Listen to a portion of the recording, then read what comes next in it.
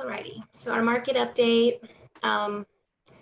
Here is the COVID-19 update. San Antonio still hasn't been hit very badly, but everybody did kind of go back to normal life on June 1st. So you can see kind of in the middle there, little upticks right at the end. So who knows? I left this on here, the executive order that we talked about a couple weeks ago. Evictions are halted for a while, and foreclosures. I think everybody's aware of that. And then here is that link if you have a tenant who can't pay. I'm actually sending out I send like a tenant newsletter, and I'm going to send this out in the newsletter and just be proactive, because it actually has a lot more than just rent help. It also has like if you have domestic violence, if you have this, that, like here are all of the resources. So I think that it's a nice thing to provide your tenants with, not just from a selfish standpoint of getting paid, but also just to kind of help them. Okay, so our showings we've been tracking. Keep in mind this is only in that $100,000 to $200,000 range. But you know, we're just exactly on track. We're exceeding last year's numbers. Doesn't seem like COVID is affecting this at all right now. And then same with rental showings. I think this week 4 in May, that's Memorial Day weekend. And so I think there's always a kind of a dip that week. But you can see where we've made up for it the first week of June. So still renters looking, still easy to get your home rented out or sold. And here are the weekly sales. This is across the whole market. And so I think you kind of have that, you know, it's going down because of COVID, but it seems like it's kind of rebounding back up. And then same thing with the price point, it's just staying stable. Okay, so here we finally have some data from May, so I was excited about that.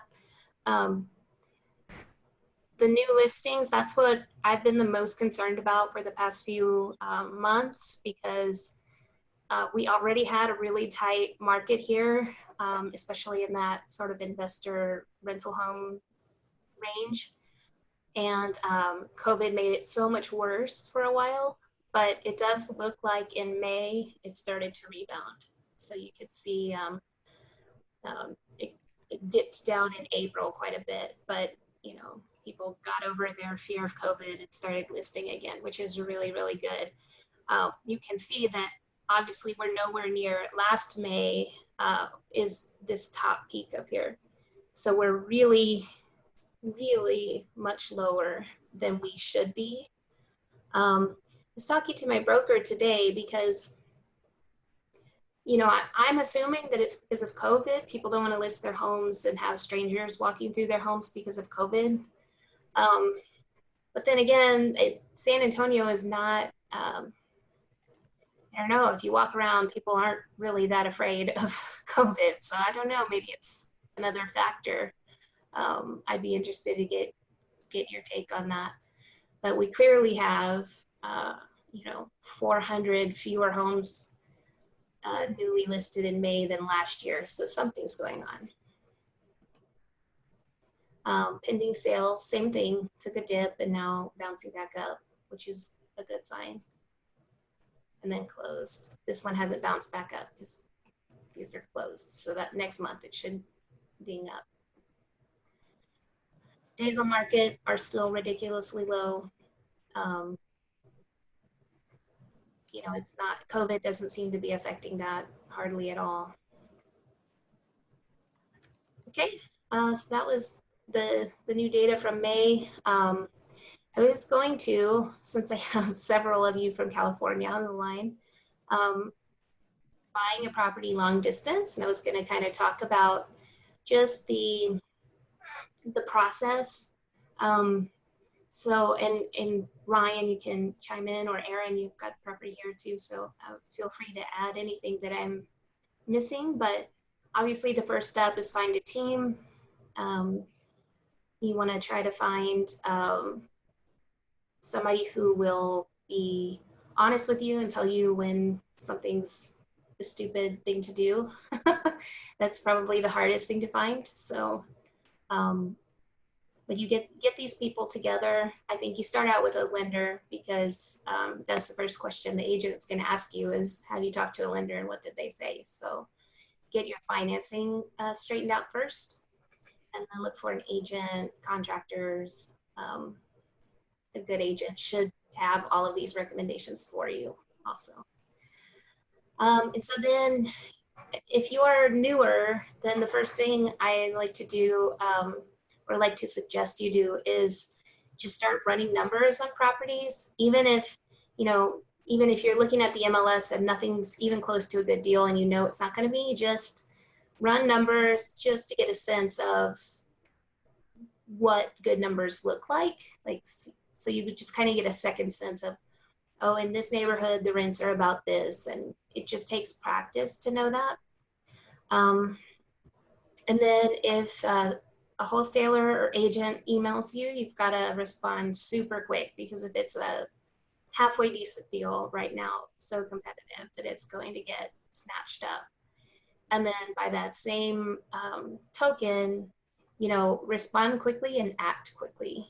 So you just don't have a lot of time right now to sleep on it and think about it. You've just got to pull the trigger, which is why you start out by running numbers a lot and getting an idea for when, you know, it's a good idea to act.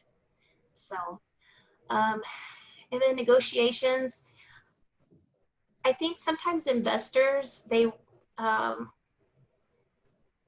to, you know, be professional, and they want to, you know, put off this air of like, I know what I'm doing, you know, and sometimes if you know, if you say that and you're an investor, sometimes an agent or a title company or something will not explain things to you the same way that I would like a first time buyer or just a regular buyer. I'll assume that you already know it. So it's probably more important as an investor that you ask, because I think sometimes people make assumptions, which we shouldn't do, but we do. And so make sure if you don't understand something to ask. And then also communicate what you're looking for to your agent. Can I say a couple things, Cassie? Absolutely. What I think you're completely agree with communicating to your agent. I think it has to do with knowing what you want. I give Cassie the same spreadsheet that I use when I analyze my own deals. And I think it works really well because we're not wasting each other's time. It's respecting her time because she's not looking for things for me that she knows I'm not going to be interested in. And it saves me time because I know she's not going to send anything that doesn't meet my criteria. So I think knowing exactly what you're looking for is really important. And the other thing I think that's peculiar to the San Antonio market, at least relative to California, is the frequency of foundation issues. And I think that you're going to need to decide up front if that's something that you want to participate in and build that into your criteria. Especially if it's a investment property or they don't have a lot of time to do due diligence and you just have to make an offer, you're accepting that risk. And I just did a foundation repair. It's not cheap. And even if you can identify that it's going to need foundation repair, there is statistically about a 35% chance that you're going to have plumbing damage during the lift. And that plumbing damage in this last one was about $250, so not super consequential, that you can easily rack up $10,000, $20,000, and there's no way to know before it happens. So you need to weigh for yourself whether the risk is worth the opportunity and decide whether that's part of your buy criteria or not. Yeah, absolutely. I've actually started when I meet with an investor, like over the phone the first time, to say, if you are telling me that you want to do a burr, but you won't touch foundations, I don't think you're going to do a burr. It's going to be really, really hard to find a property that has really good numbers that doesn't have some kind of foundation issues. Maybe Nick will disagree with me, but you know, if you're going to run away from foundation, it's going to make it really hard. Unless, I mean, if you're buying and holding and your numbers are just totally different, then that's one thing. You know, I think you can, if you just want to buy and hold, you can buy like minor, you know, minor repairs type properties. But if you are trying to do the burr method, you're going to have to get your hands dirty and take some risk right now in this market anyway. What do you think, Nick? I would not disagree with you. I think where, especially when you're starting, it's hard. You can find houses that would work if you buy them directly from the seller yourself. Like if you're marketing and you're talking to them, but I do a lot of that and they're still few and far between.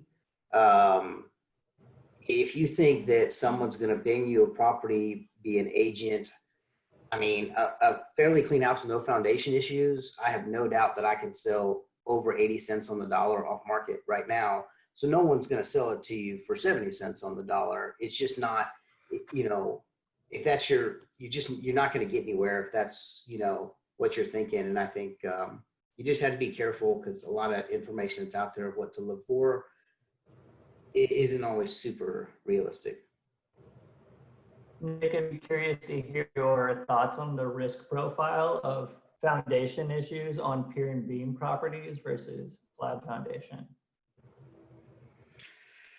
So it's a great question. I think there's a couple of, there's two parts to it. And it's going to be less expensive to move the pier and beam 99 times out of 100 for the actual lift of the foundation. You know, of course, sometimes you'll get under there and it's not a real foundation. That does happen in San Antonio, but with like half a video or two pictures, you can tell. Where with the pier and beam to the second part is the plumbing part, right? Because, I mean, I'm getting my butt kicked on one that's a slab foundation that the plumbing broke in several places right now. And all that tunneling, like you said earlier, it adds up to thousands of dollars. Where with the pier and beam part, they do have to fix the plumbing if it breaks, but it's basically already exposed, right? You're not having to do all the tunneling, and it's much, much less expensive to fix the plumbing part on there. I would tell you that pier and beam houses that I've owned for a long time, you're probably going to have to adjust those foundations later. That's just my experience. But it's not going to cost you the same as it did, you know, when you bought it. Does that answer it or no? Yeah, no, that perfectly answers it. Cool. Well, I would also recommend find a foundation company that works with investors, because there are foundation companies that just market to the general public, you know, like Olshan or some of those. They're going to be so much higher than companies that work straight with investors. So, you know, make sure you get a reasonable quote, because I've seen sometimes people come with like $20,000 and then, you know, an investor friendly company will do it for $8,000. So make sure you're getting the best bang for your buck, I guess. So back to the closing process. If you're out of state, and actually right now, even if you're in town, a lot of times because of COVID, but you're gonna have to get comfortable wiring money. So you'll wire earnest fees and option fees, and then eventually the purchase of the home. So just kind of have your ducks in a row and be ready to do that. And then also make sure, of course, wire fraud is really bad. And so make sure you always call and double check with the title company that, you know, you've got the right information, because that really does happen and it's terrible. So And then just do your due diligence during the option period. Make sure, you talk to different contractors, make sure if it's an older home, you get maybe a plumber or an electrician in to look at it and make sure there's not like aluminum wiring or something that's going to be a pain forever for you to fix. And just make sure like I would say almost do more due diligence than if you're in town with something, because you're having to trust a lot of different people, and so you get a lot of different opinions. And if it's a bad deal, somebody along the way is more likely to say like, I don't know if you should do this. And then on that note, actually when you get the inspector, when you talk on the phone with the inspector and ask them directly, would you buy this house? I find that it makes them, or the inspector that I use anyway, he'll tell you, pretty black and white, like this is what's wrong, this is what's wrong. But if you ask him for an opinion, he'll give it, but he's not going to offer it unless you ask. So definitely ask and especially get the opinion of more experienced investors. Of course, you can like do that on Bigger Pockets too. Doesn't have to be somebody local. So does anybody have any questions about, even just nuts and bolts? I feel like investors, we talk a lot about like high level concepts, but sometimes we miss out like the nuts and bolts of a purchase. So if anybody has any questions, we can go over those right now. Yeah, I had a quick question about the kind of the more inspections part. So, I purchased a couple homes in the San Antonio area, and the home inspections are usually, 400 or 500, 600 or so for a single family residential. You mentioned maybe getting additional inspections by maybe an electrician or a plumber. Just curious how much those might run if those are necessary. It depends. So if you call like an electrician, just a service company that does electrical work for consumers, they're usually going to charge you about $100 to come out and do an inspection. It could be up to $150 or so. Now they'll normally apply that to any work that they do for you on the home, so that's fine, but it does cost something. If you start doing a lot of work and you have an electrician you use, they'll usually go out for you free of charge. Like my foundation company he'll go look at whatever I send him because he's done work for me in the past. But a new company, if I called them, they'd probably want some kind of fee to do that. So try to leverage any relationships you have. Try to find different kinds of contractors and get different opinions. And for those extra inspections, as kind of a rule of thumb, would you recommend them for houses built before a certain year? I don't know, before 1980, before 1970? What's kind of the rule of thumb on that? I would do it for any house. I'm in the middle of a deal right now that has been painful. So I would recommend it for any house built before 1980. I would recommend an electrician come out, especially if it was built in the 70s. They used aluminum wire a lot. So that causes all kinds of issues. So you want to look for aluminum wiring.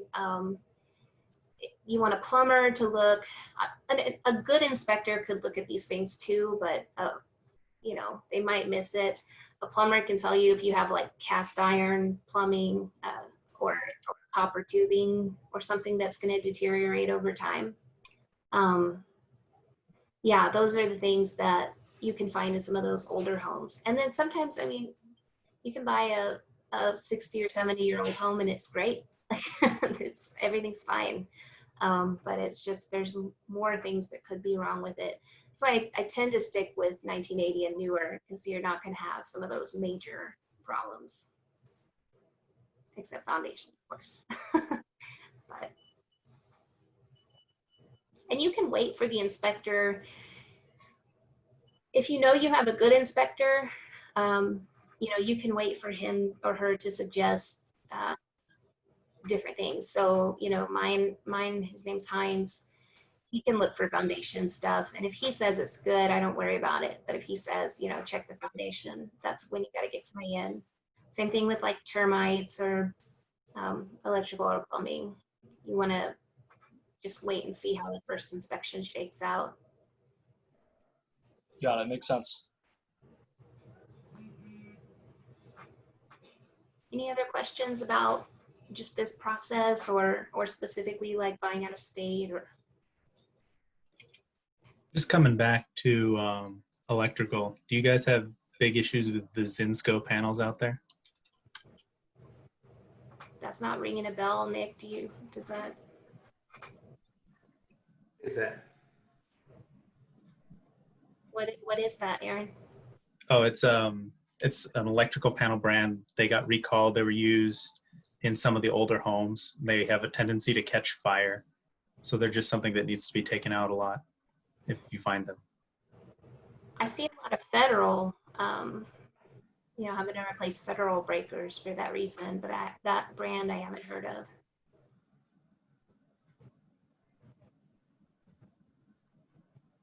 Okay. Just one more thing to put on the list, I guess. Right. Yeah. There's too many things. I mean, even if you've been doing it a while, like I think Nick even would say, you know, a second pair of eyes or third pair of eyes is always a good idea, just because you might miss things. Even if you've been doing it forever and you know all the things to look for, you just might miss something. And so I would always get a second and third opinion on anything, just to kind of prevent mistakes, I guess. You can also get, like, if the numbers are really good on a deal and you're really excited about it, you can, you know, take the word of one person and like, oh, it's good, we're good to go, because you're really excited about wanting to do the deal and not fully finish the due diligence and find the thing that is going to cost you money later on. So try to make sure you don't get emotionally wrapped up in like trying to make it a good deal, like trying to phrase it as a good deal, and just like, you know, tear it apart. Be really strict with it when you're looking at it. Nick, do you have anything to add? I don't. I mean, I get a second opinion all the time, and I've, you know, looked at a lot of houses, but I mean, sometimes they're just no-brainers. But yeah, I mean, you always miss something. I mean, I miss stuff all the time. You know, I missed the cast iron in this house that we're doing now, and I'd have probably still bought it, but it still hurt when I missed it, and it was not cheap. So other than that, I mean, I don't get inspections, but I also don't buy out of state, so I couldn't speak to that process near as much. A second set of eyes is so good. And then, like I always say, try and buy it cheap, because it just gives you a lot more cushion. You can make a lot of mistakes if you buy them cheap, you know? Yeah.